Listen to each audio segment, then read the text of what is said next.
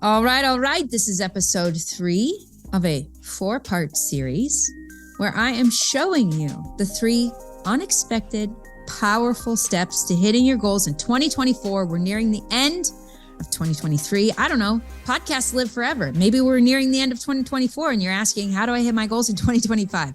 If that is you, if you feel like you are smart, disciplined, hardworking, capable, and yet for some reason you haven't been able to hit your goals and targets, and you're frustrated, you're ready to set down the friction, the constraint, the frustration. I had a client say, Katie, I felt shackled and trapped. If you're feeling that, then listen to today's episode. This is part 3 of a 4-part series. So if you haven't listened to 1 and 2, please jump back to the beginning. Make sure you learn those first 2 steps. And I am sharing this because my processes are really unique. I think a lot of that is because I come from a very different background, not from a background of business. I do know business, but I learned it from the School of Hard Knocks. My education is in design. And so my brain works a little bit differently than probably most people in the space. And because of that, I have a way of illuminating things that a lot of people are missing. And I'm really honored and excited to be sharing that with you in today's episode. So what did we learn in the first 2 episodes? First step is you need a new plan. Your plan is flawed. Your plan is incomplete. You need a new plan. And then the second is that plan has to include you. You are the hero of the story, not the business. If you're making the business the hero, by the way, the business will destroy you. It's going to demand all of your time, energy, and money. It will destroy you. I experienced that, and you've probably experienced it too. Sometimes people come to me and they're almost in this PTSD state where they gave their business everything and they reached significant levels of success and revenue, and yet somehow it destroyed them. And so they're giving it another go, whether or not the business fully crumbled, right? They're trying to reset and make progress in a way that it's sustainable, in a way that life is fun and exciting and an adventure and not completely tearing you apart. And so if that's you, if you've experienced those things, please know that there is hope for you. I've helped so many people overcome those difficulties, that constraint, and it can happen very quickly. It's like flipping a switch. It's really exciting. So today we're going to talk specifically about step number 3. And in the last episode, I left you with this visual of me standing in the middle of a bunch of targets all over the place. And so while it was beneficial to acknowledge that I didn't just have one target, I had many, it was also overwhelming and stressful. And so I didn't know how in the world I was going to make all of this happen. And so today we're going to talk about this way that you can bring together seemingly incompatible targets in order to create unimaginable solutions so that you can hit your goals sooner and faster without added stress, burnout, or losing everything that you've built. And to illustrate this concept, I'm going to tell you a story. It's another personal story. Do you want to know why I tell you these stories, by the way? I think there's a lot of information that you need to learn. People sometimes they know ideas and concepts, but if you're not actually applying or living those principles and concepts, then it doesn't matter how much information is rattling around in your head. It won't change your life. Knowing it is not enough. You have to apply it. So I tell you these stories because a lot of times what people are missing is the application of the principle. And that's the difference between failure and success. So I use myself as a model. I use myself as an example. I want you to plug yourself into these stories. My belief is that you have your version of my story. And so my story is just a model. It's just an example to illustrate the principles of application to you. And if you can apply these principles, that's where you'll start to see the transformation and the change. It's really cool. I mean, it's like product design. It really is. It's product design. When you come up with an idea as a product designer, first you sketch it out. You draw it from every angle. You think about the different materials and mechanisms to create that product. You have to think about line and proportion. And you develop the idea on paper as you sketch it out. Then you move to real materials and you start prototyping. You're trying and testing it in prototypes. And then even those prototypes go through multiple iterations. But as a physical products designer, at some point you have to go to the factories, you have to set up manufacturing, which I don't know if you listened to the episode of Elon Musk on Joe Rogan recently. He talked about manufacturing and how like that's actually the secret to success is the manufacturing. It's the like the idea is almost nothing on its own. If you can figure out how to mass produce something, like that's the game changer. And thankfully that's what me and my husband were able to figure out. He's brilliant at manufacturing and figuring out the systems and processes and to maintain quality standards over tens or hundreds of thousands of units, which it's not easy to do. So anyways, today we're talking about how to bring it to reality. That's why I was telling you about manufacturing, but bringing it to reality. It can't just be an idea and a concept. It has to be able to exist in reality or it won't change your life. And so while I was having these realizations that I needed a new plan and that I was central and core to that plan, there were still a lot of things about my life that just weren't working. They weren't falling into place. And it specifically felt like these many variables in my life, AKA many goals that I have, they feel like they're directly at odds with one another. Like they're literally canceling each other out. And what's so cool is I solved that problem with my physical product that I was mass producing and shipping all over the world. It's a really simple example, but I'm going to share it with you now. My product that really exploded and kind of created my first level of success in entrepreneurship, the company's called Pudge, and the product is an infant bathtub that hangs and stores flat and then folds to form a bucket seat that fits in your bathroom sink and cradles your baby and holds water. Wait, what? That seems really contradictory, Katie. That's what I'm talking about. Two ideas, two variables that are at odds with one another. I wanted something that could hang and store flat. Something that's flat, doesn't cradle a baby, and doesn't hold volume. And yet, using design principles and really brilliant mechanisms, this product, I'm looking around my room. There's one somewhere. You can go Google it. Pudge tub, P-U-J tub. Go look it up. Watch a YouTube video on it. There's a bunch of YouTube videos of me demonstrating it. But it was a physical manifestation of me being able to take two opposing ideas and bring them together in one product, using the principles of design. And so I knew that I'd been able to do that. And by the way, doing that had created a really profound impact. It was significant. And so I knew that I'd done it in a physical product, and my mind started to say, well, why not do that with yourself, Katie, in your own life? And I was like, okay, what does that look like? How do I do that? And so I'm going to tell you a story that helped me realize how to do this in a way that I was no longer a slave to my business. I was no longer needy and desperate of my business. And it put me in the driver's seat. And it was a really unexpected experience. It was the opposite of what I wanted. Let me tell you that story. So the business is exploding. I'm imploding, just trying to keep up with it all. And we reached this moment of time where my husband and I had been traveling a lot for about 2.5 months. It was primarily him. I joined him on one of those trips. We were doing things like sales trips and overseeing the next production run of a new product. And so he was visiting our factories, and it was kind of the trade show season where we were going to shows in Germany and in Louisville, Kentucky.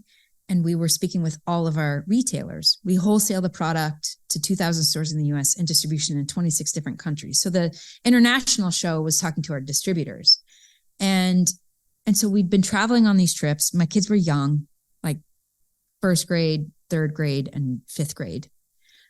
And we only had 3 at the time. And, it was just a really, really busy season in the business. It was a really busy season for our family. And my husband was needing to go back to Taiwan for 3 to 4 weeks. And I could just tell that was not going to work for us as a couple, for a family. We were really at the limit. And so I presented this wild, crazy idea. I said, what if we all come to Taiwan? And he was like, that's crazy. First of all, we can't afford that. And second of all, I have to be there in a week. And I said, say no more. I'll figure it out. And so within 1 week, I got my kids same day passports. I'd found us a place to live in the financial district in Taipei, Taiwan, a massive city I'd never been to before. And I was like, hey, I'll just homeschool our kids from this apartment in Taipei, Taiwan. And within a week, we were on a plane to Taiwan, ready to live this dream that we'd always had, and traveling internationally and building our business and, going to the ends of the earth, doing whatever it takes to make it work. And we had done that first year of $1 million in revenue. We were continuing to grow month over month, and the demand was growing. And so we had to figure out some cash flow things, and we were raising money. We were raising $1 million at a $10 million valuation. And the money was supposed to be in the bank account any day now. And I tell this story in episode 4 of the podcast. If you want to hear more of my story and more of this story, you can go listen to episode 4. But things didn't go according to plan, right? We got to Taiwan on fumes. We didn't even have enough money to feed the family. So I was getting noodles at the local market, and we were cooking them on a hot plate in our tiny little apartment, which my boys thought that was the most amazing thing ever. I was disappointed because we couldn't afford fresh food, and they were like, noodles for every meal, you got it. So they were happy. And I keep telling myself, look, Katie, you're at the end, you're at the edge. But any day now, there's going to be $1 million cash in the bank account, and then you'll be able to pay yourself more. Your family will be able to live on more. There will be more breathing room, and it's all going to work out. Just keep going, put your head down, keep pushing. You're doing the best you can at this point, and there's a finish line right in front of you. So we're literally there on fumes. The last $5,000 that we had on a credit card is what I bought our tickets to Taiwan on. I was hoping more money was going to come in so I could even pay rent. It was literally at the limit. Quick question for you. What would happen in your business and life if you could show up powerfully? As a coach to high-performing entrepreneurs, I help intelligent people like you do just that. And if you want to be inspired by people who are getting more done in 90 days than most people do all year, I'm going to invite you to go check out my case studies. The website is now.katierichardsson.com/case study. And the cool thing is we've got so many case studies there. You can find an entrepreneur who's just like you. I've also got a link for you down in the show notes. Okay, back to the show. And my husband comes home from the factories one day, and he was like, hey, I got off the phone with our investors, and they said they're not going to raise the money. And in fact, they want to see the company burn. And I was devastated, more than devastated. I can't even begin to tell you how much this news was destroying me. Immediately, I was on the floor in the fetal position, couldn't comprehend what was happening. I had clawed my way to this point for over 3 years to build the business to this level, and it was being ripped out from underneath me, and there was nothing I could do about it. And it was really confusing. And I was so full of hate and anger and rage, which, by the way, were very foreign to me. And I didn't know what to do with them. It was all these feelings welling up inside of me. And I was just so angry. And I could not function. And if you want to hear more of that story, and it includes a beautiful sacred experience of mine, go listen to episode number 4. But I came out of the other side of that experience through prayer and God speaking to me through the scriptures with this beautiful new realization. You see, at that moment, I was so needy and desperate of the business, providing resources for my family, providing opportunities for me to continue to grow my business. And even I needed the business to kind of validate me, prove my worth, and make me feel like somebody important in this world. And as I was at face to face with possibly losing all of that and angry at God and in one of those wrestles with him, I had this new realization, one of those moments of inspiration where it was, Katie, you thought that I had instructed you to pursue this business because it was about the brand, it was about the products, it was about you solving problems for people and creating value in the world. And yes, those things are awesome. But that's not what this was all about. I'm having you build this business because of you. And if you have to step out of this vehicle and go create another business, you can. This business is a powerful vehicle for you to become the woman that I created you to be. It's a place for you to develop your talents. It's a place where you have to learn how to lead your family, your team, your partners. This will grow and stretch you and develop that potential that God had placed inside of you. And suddenly, it wasn't about the business. It wasn't even about me being so important.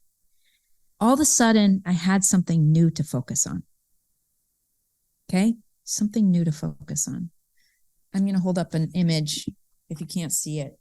It's like this bright star. Suddenly, there was something new that I was focused on.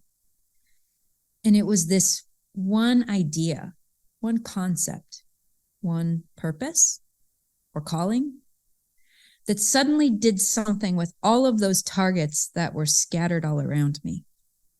You see, previously, I felt like I was having to pull out and aim so many arrows, more arrows than I could even pull out and shoot in a day. And in this moment, I realized that there was one thing that I could focus on that would do what design does, which is, let me explain something in design. So design is the relationship between a person and an object. And it's about understanding humans, human form and function, and how to successfully interact with the human form and function to solve a problem through a product. That's design.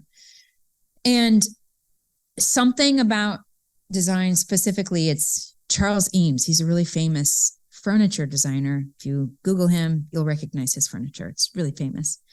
He talks about how design is aligning the variables for a common purpose. And what God showed me in that moment was I didn't have an aligned purpose to all of these targets that I was trying to aim at, which had them scattered all over the place. It was stressful. It was overwhelming. It just felt like all day I was aiming at a new target and I was having to determine the distance and how far I needed to pull back that arrow. And I was just, every time I was shifting between targets, I was losing ground. And all of a sudden it was like this concept of design and this greater purpose, it was rearranging the targets in a new way where instead of them being scattered and all around me, all of a sudden they were aligned. So I want you to imagine that paper where I talked about targets being all over the place. Well, now my targets were all in one line and they all pointed to the same thing. They were all pointing to the same thing, to the same purpose, the same target. And through that purpose, through that calling, through that target, I had to pull out fewer arrows. I had to aim fewer times. Suddenly I could be hyper efficient. Suddenly, when I was at work, it was making me a better mother. And it was allowing me to be present at home. And when I was present at home, I was improving as an owner, as a founder, as a leader. And suddenly, rather than all of these variables being at odds with one another, they were supporting one another and they were aligning towards a very clearly defined purpose or a North Star. And this is the gift of that experience in Taiwan. So this new realization I had was, yes, that I needed a new plan, and yes, that I'm the hero of that story. But the third step to powerfully hitting your goals is you need to align the variables towards one purpose. That's the secret. And the visual I have for you is me as a stick figure holding a bow and arrow and many targets in front of me, and they all line up towards one common purpose. If you want the visuals of this, I don't know where to send you. I'm just realizing that. Draw it out. Draw it out. Draw a stick figure in the bottom left-hand corner of your paper, and then draw a bunch of targets. It always needs to go up and to the right. Am I right? Draw a bunch of targets in a nice straight line going up and to the right. Nice straight line, 45-degree angle with a star at the end. That's your North Star. Now, these experiences that I told you, they happened over a period of about 12 months. And so over those 12 months, I was getting more and more clues. I was dialing things in. I was making progress even and improvements. And over time, it got better and better and better. And ultimately, what ended up happening is I was able to formulate a plan that was so simple, yet so profound that it became part of who I was. That's why it needed to be simple, so that I could remember it. Because here's what I learned. Like I had developed so many plans in the past, but I would create a plan, and it was complex and big, by the way, on a 10-foot whiteboard. And when I say I mean me and my husband. He was very good at planning. And he would whiteboard it out, and it was really complex. And I would find that I would be out in real life, whether that's negotiating with a potential investor, talking with the factory owners or agents, talking with potential distributors, wholesalers, and I couldn't always remember it. And so I would make decisions and I would move forward, but it was out of alignment with the plan. And so what I ended up doing over the years was refining a plan that made sense, that I could internalize, and it was a part of who I am. And that was determining every decision that I was making. And that every time I needed to make a decision, it would move me one step closer to my North Star. So what is this plan, you might be asking? It's called a compass sketch. Compass meaning internal compass. There are things that you are wanting, and it's just part of who you are. Maybe it's conscious, maybe it's not. You can call it desire. What else could you call it? I don't know. It's just what you want. It might be related to the business. It might not. Doesn't matter. There's something deep inside of you that you want. It beckons to you. It calls you. It pulls you forward. You're curious about it. And you're trying to figure out how to get that thing. That needs to be a part of your plan. Frequently, I'll talk to people. It's not even on their radar. It's there. Oh, it's there. It's in the back of their mind, usually in the subconscious, but it's not a part of the plan.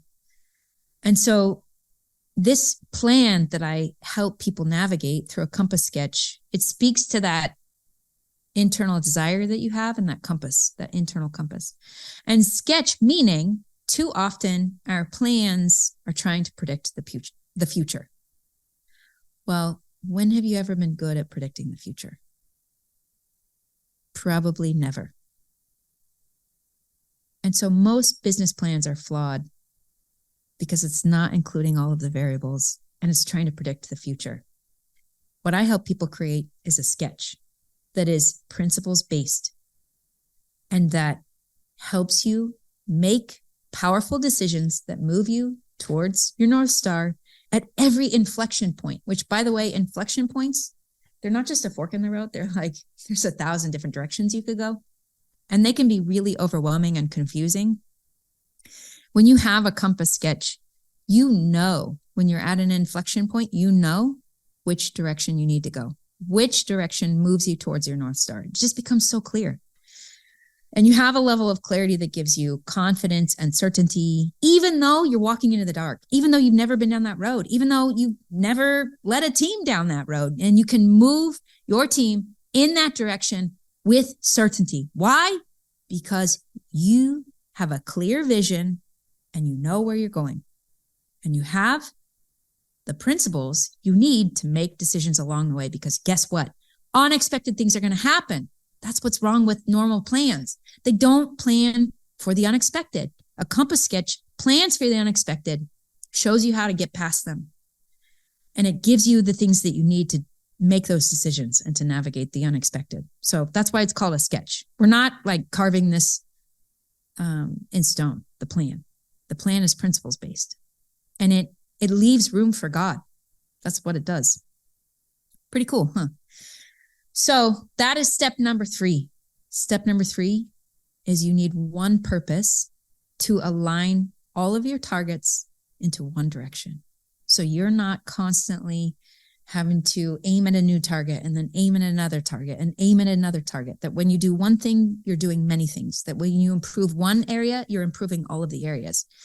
And you start moving faster with less effort and making more progress with less time, energy, and money. It's kind of baffling and really exciting and such an adventure.